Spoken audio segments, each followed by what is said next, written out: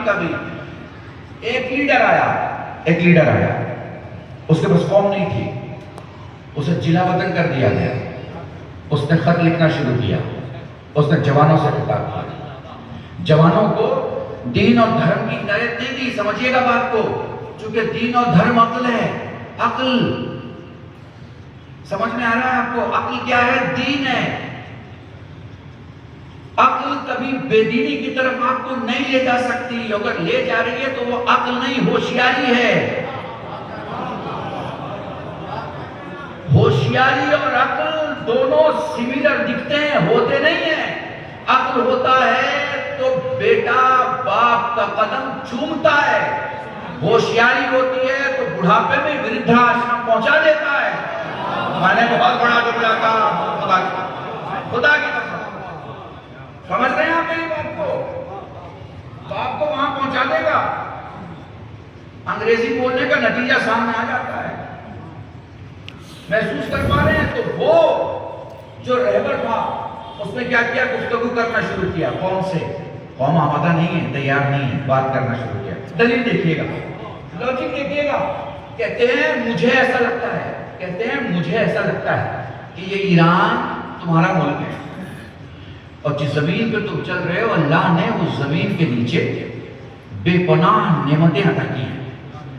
مجھے یہ لگتا ہے کہ اللہ نے تمہیں ان نعمتوں کا وارث بنایا ہے, اور مجھے یہ نہیں لگتا کہ کوئی بادشاہ آ کے یہ کہے کہ تمہارے قدموں کے نیچے جو نعمتیں ہیں اسے میں امریکہ اور انگلستان کو دے دوں گا.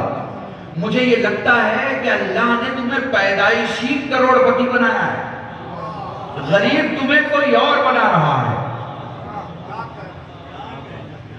اس رہبر نے ایک قوم پیدا کر دی, اور جب قوم پیدا ہو گئی تو وہ اتنی چاٹ گئی کہ جب وہ اپنے دشمن کو اکھاڑ کے پھینک سکتی ہے تو وہ باہر کے دشمن کو کیسے برداشت کر سکتی ہے؟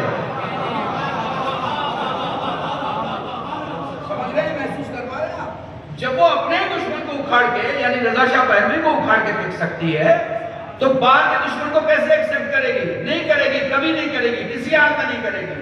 اب قوم پیدا ہو گئی ہے, تو جب قوم پیدا ہو جاتی ہے تو ہار خود بخود جیت میں بدل جاتی ہے. پھر بہت بڑا جملہ کہا میں نے آپ کے سامنے, جب قوم پیدا ہو جاتی ہے تو ہار خود بخود جیت میں تبدیل ہو جائے. رہبر ہو تو پھر رہبر قوم کی حفاظت کرنے لگتا ہے.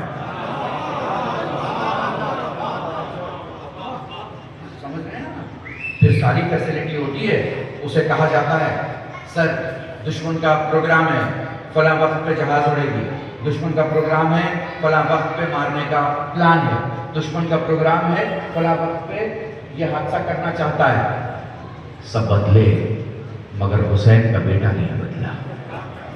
خدا کی قسم میں کیسے سمجھاؤں میں آپ کو لا رہا ہوں بہت اہم موضوع کی طرف تاکہ آپ محسوس کر سکیں. حسین کا بیٹا نہیں بدلا, اپنی جگہ پہ جسے معلوم ہے کہ کیا ہونے والا ہے, جگہ سے کیوں نہیں ہٹا.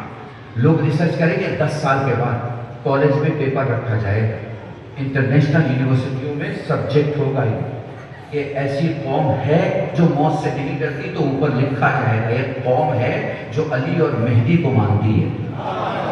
پتا نہیں آپ محسوس کر پا رہے ہیں؟ اور وہ موت سے نہیں ڈرتی, یہ صرف اس کا دعویٰ نہیں ہے بلکہ اس نے تاریخ میں دلیل پیش کر دی ہے, کربلا سے لے کے تہران تک. آپ سمجھ رہے ہیں نا, یہ کربلا کے مسافر تھے نا, موت سے کوئی خوف نہیں ہے, موت سے کوئی خوف نہیں. اب آپ کہیں گے مولانا قوم پیدا ہو جاتی ہے تو ہار جیت میں کیسے تبدیل ہو جاتی ہے؟ میں بھی دکھاتا ہوں آپ کو, ایک چھوٹا سا شہر ہے آپ کے یہاں, کرگل نام ہے.